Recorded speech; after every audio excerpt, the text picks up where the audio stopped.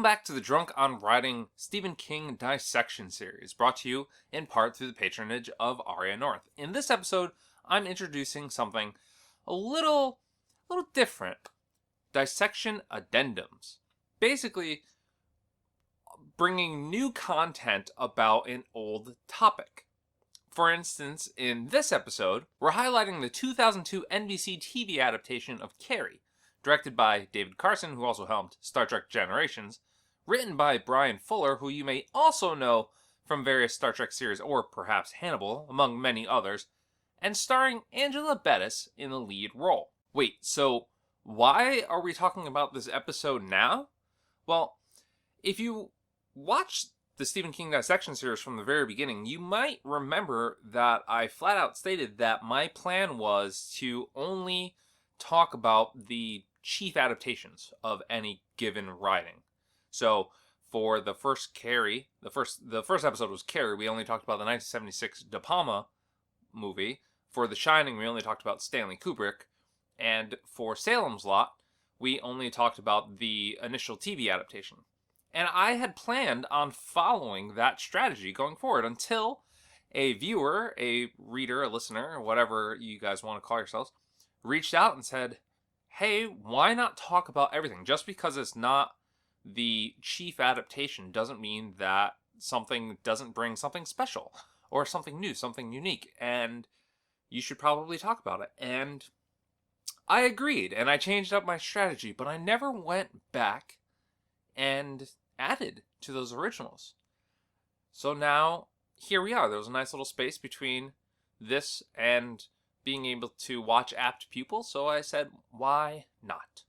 Now, this version of CARRIE premiered on NBC on November 4th, 2002, and was watched by some 12.2 million people. Something of a ratings success, despite poor critical reception. A lot of them were wondering why we needed a remake of the 1976 De Palma version. By the way, if you'd like to know my thoughts on the De Palma version, please refer back to that Stephen King Dissection opening episode that I was just talking about. I really go into it there, and just pardon the lower quality compared to this video and more recent videos. As with the critics questioning a remake, it was a different time. But I have to say, watching this version, though, I really have to disagree with the critics who were kind of trying to pass this off as a remake, because I was immediately struck by the fact that this was not a remake. Really at all. Actually, one thing I should note before we really go further, I watched the 2013 version of CARRIE before I watched this one. Just happened to come in before the 2002 version. And we'll talk about that more in depth next time. But just to kind of give a timeline here, because that might color some of my commentary. But this TV film, it opens on a flashback, right? And it continues on to an investigative scene that follows the main events of the film. It comes after that. This, of course, is far more reminiscent of the novel, because if you've read that, Stephen King delivers much of the narrative in an epistolary format, sort of letters, excerpts, testimonials, books that are all taken place after the events of the main CARRIE narrative, after prom night, right? So, in a sense, when you consider the inclusion of the bikini girl scene and the rocks falling from the sky and CARRIE wiping lipstick off with a pad, yeah, the TV adaptation might actually be the more faithful adaptation. Until it isn't. Not that I'm calling out the scenes that are new for this version that weren't necessarily in the book or in De Palma's version. And, I mean, they were mostly added presumably for characterization, maybe to pad out the running time a little bit. Like we get one between Chris, played by lost Emily de Ravin, and CARRIE that adds another wrinkle and layer to Sue's character. Another where we see how Carrie truly wishes the prom to unfold. I kind of rather liked that one. Or another where we dive into Carrie's mind and visually descend into her madness. You know, even though the rest of the film looks like it was shot with the world's first digital camera and little to no professional lighting, I mean, it really does look like a fledgling filmmaker came in and did this. It looks like a Dollar Baby short in a lot of ways. It looks like something I could go out and film. That scene was pretty dang cool. I loved the editing, the direction, the effects on that. Terribly trippy. Fantastic. And generally, kind of as I hinted, I really liked these extra touches. And I really enjoyed the various updates that were made to the story to kind of give it a touch of, at least then, modernity. Like Carrie using the internet to search for miracles. That makes sense. Or Tommy comparing the whole situation to She's All That. We should have a rule. If they do something in a Freddie Prinze Jr. movie, we're not allowed to do it in real life. Again, that's the right kind of touches. Those are good touches. Even the somewhat weird touch where Carrie's reading a teen magazine in the closet. That one, I don't really know about that one.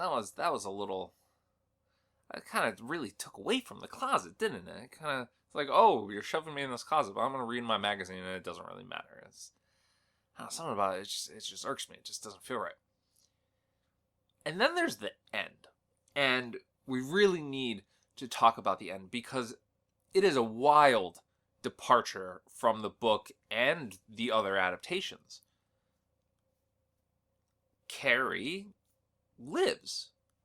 Because unlike the other versions of Carrie, or unlike the novel of Carrie, this version of Carrie was not meant to be an ending. This was something of a backdoor pilot for a potential TV series. Yeah, go figure. Brian Fuller, who, as I mentioned, wrote this movie, the screenplay for it, and he gave some insight into what led to these changes and what led to the what he had to change for the TV show in a promotional interview he did with Fangoria back in 2002. In that interview, he said, "There were two very big considerations when writing the script. One was that one of the studio's interests in redoing this was the prospect of possibly getting a TV series out of it. Approaching it from that angle, there were all sorts of suggestions that we had to have Carrie transfer her powers to Sue or had to see another Carrie being born. One of the things we all felt really bad about was that you have this woman who is victimized her entire life, and then, the moment things start to come through for her, she is victimized again. And then she becomes a murderer and you kill her. That just seemed really cruel." I agree with him in that statement. Yes, it was cruel, but that's what makes King's novel so special, so memorable, so seemingly unique, at least for the time. And that ending, the ending of Stephen King's novel, fed into De Palma's adaptation, fed into the 2013 movie as well, which we'll talk about next time. And it was a very powerful ending. And I will note that the very last paragraph, the very last section of Carrie does give a hint of another Carrie being born, as Brian Fuller kind of put it. So that was kind of open to a possibility. Here, though, what happens in this TV film adaptation, we see Sue come and resuscitate Carrie, rescue her. Carrie seems to have some sort of amnesia or something, or was just in that much of a state of shock, which is really cool, by the way. Angela Bettis tried to keep her eyes open at all times, but she still blinked during that whole scene. So they actually went in and digitally kept her eyes open the entire prom disaster, destroying the town scene. I thought that was a nice little touch. But anyways, they come together and Sue drives off with Carrie. They're kind of, it seems like they're heading down to Florida. And it's raining and fade to black. Now, I don't see how this is earned. Sure, Carrie was victimized her entire life. Yes, she was a victim. But she tossed a basketball backboard at a girl. She electrocuted her principal.